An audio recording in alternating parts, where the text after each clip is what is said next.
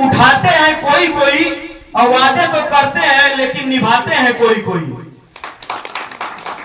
तो हमारे माननीय राष्ट्रीय अध्यक्ष जी ये वही शख्स है जो वादा करते हैं तो उसको निभाते भी हैं।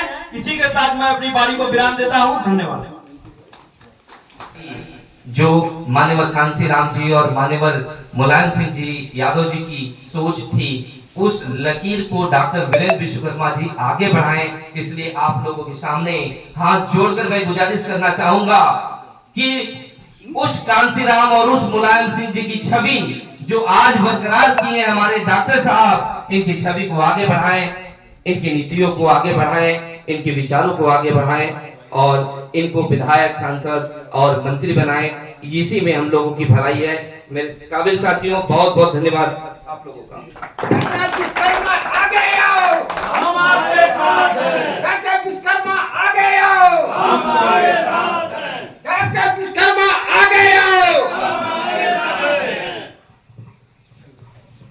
कि डॉक्टर वीरेंद्र विश्वकर्मा जी को इस चौपाल में अपने यहाँ आमंत्रित किए और आप लोगों का धन्यवाद कि कम से कम आप लोग इस विषय को समझ रहे हैं, इस चीज को समझ रहे हैं कि हमारे बीच का कोई भाई, हमारे बीच का कोई अपना जो है आगे कदम बढ़ाने की हिम्मत किया है, आगे कदम बढ़ा रहा है और उसके कदम को जो है आप लोगों के कदम का साथ चाहिए, जो कि पिंडरा विधानसभा में आप लोगों के कदम का साथ होते हुए पिंडरा विधानसभा में 2027 में जो है डॉक्टर वीरेंद्र विश्वकर्मा को जो है विधानसभा भेजा जाए। यहाँ उपस्थित जो है पूरे देश में है, आज नहीं तो कल पूरे देश में आपकी पार्टी चलेगी और आपका हुक्म चलेगा। फिर से आप लोग राजा बनेंगे। जैसे बाबा साहब ने कहा था कि रानी के पेट से नहीं बेटी से पैदा होने वाला राजा बनेगा, तो आप लोग बेटी से राजा पैदा करके इस देश को दिखा दो कि हम लोग भी कभी किसी से कम नहीं है। कब तक दबे रहोगे, कब तक बैठे रहोगे घरों में? किसी न किसी को तो आगे आना पड़ेगा। तो हमारे डॉक्टर साहब आगे निकल करके आप लोग को साथ लेकर चलने के लिए अगर तैयार हैं तो आप लोग कोशिश करिए कि पूर्ण रूप से इनका साथ दिया जाए और इनके बताए हुए रास्तों पर चलेंगे तो उस दिन हमारे इस पिंडरा विधानसभा का नहीं, हमारे प्रदेश का, हमारा देश का, सबका जो है भला हो जाएगा। इन्हीं चंद शब्दों के साथ मैं अपनी वाणी को विराम देता हूँ। जय हिंद, जय भारत। बहुत बहुत धन्यवाद श्री बचूलाल कनौजिया जी, आपने बहुत कुछ बताया। बहुत बहुत धन्यवाद एक बार फिर से। इसी कड़ी में हम मुलायम कांसीराम हवा हो गया जैसे। और लेकिन बाद में ये लोग कि हम ही मुख्यमंत्री होंगे, वो समझे कि हम ही मुख्यमंत्री होंगे और हम ही मुख्यमंत्री होंगे, इसमें कोई कुछ भी नहीं रह गया। बोलने की आज हिम्मत नहीं है। मुख्य और हमारी पार्टी रहती, हम भले न मुख्यमंत्री होते, कुछ तो रहते, सदस्य रहते, लेकिन हमारी बात तो होती है। लेकिन दोनों आदमी आपस में लड़के, दोनों आदमी के वोटर आपस में लड़के क्या हुआ? तो हम तो यही रिक्वेस्ट करेंगे सबसे कि यह लड़िए मत। जो 1585 की बात करते हैं उसमें लड़िए ना। हमको पोस्ट मिले, हमारा आदमी नेता हो चाहे न हो, लेकिन विचार यह करना है कि हम कहां से सफल होंगे।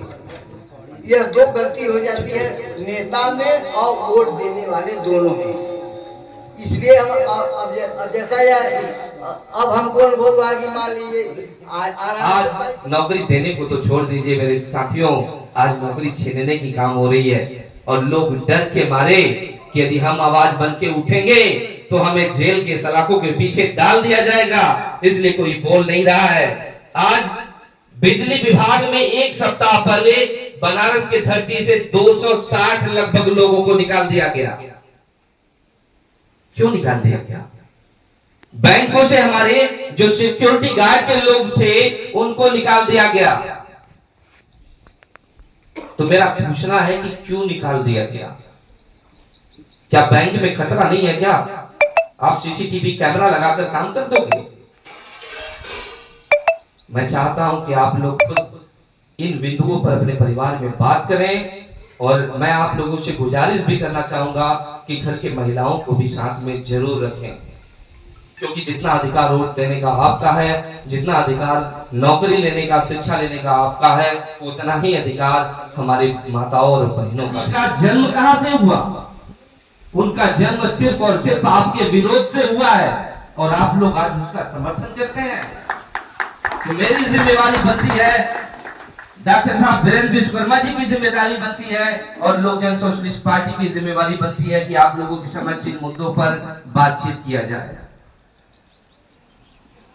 आज अटल पेंशन योजना, जिसके वजह से सरकार वाहवाही लूट रही है कि बनारस जो हमारे प्रधानमंत्री जी का सांसदीय क्षेत्र है उसमें एपीवाई, पीएमएसपीवाई और जेजेवाई में काफी वाहवाही मीडिया के माध्यम से लूटते हैं।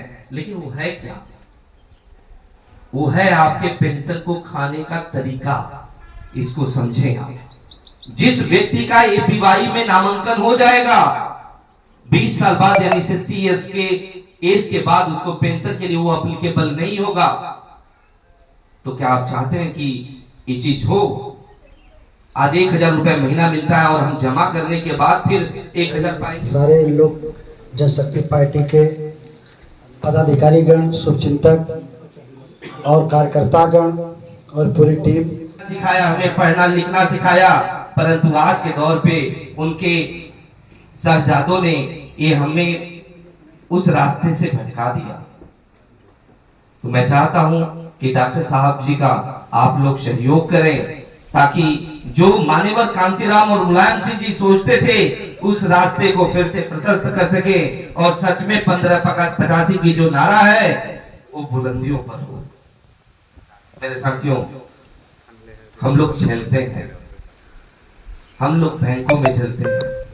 आप बताइए ना, क्या बैंकों से जो गुडविल उस समय था, जो विश्वास था, आज है क्या? गवर्नमेंट अपनी वाहवाही लूटने के नाम पर अनजान लोगों को, जो अनपढ़ हैं, उनका एपीवाई कर रहा है।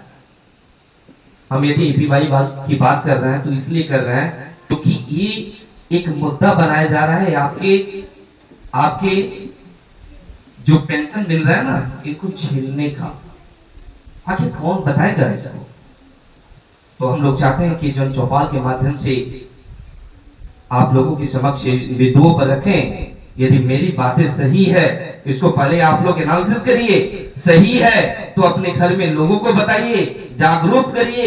ये लोग हमारे लिए, जो सरकार में बैठे हुए हैं, हमारे लिए काम नहीं कर रहे हैं।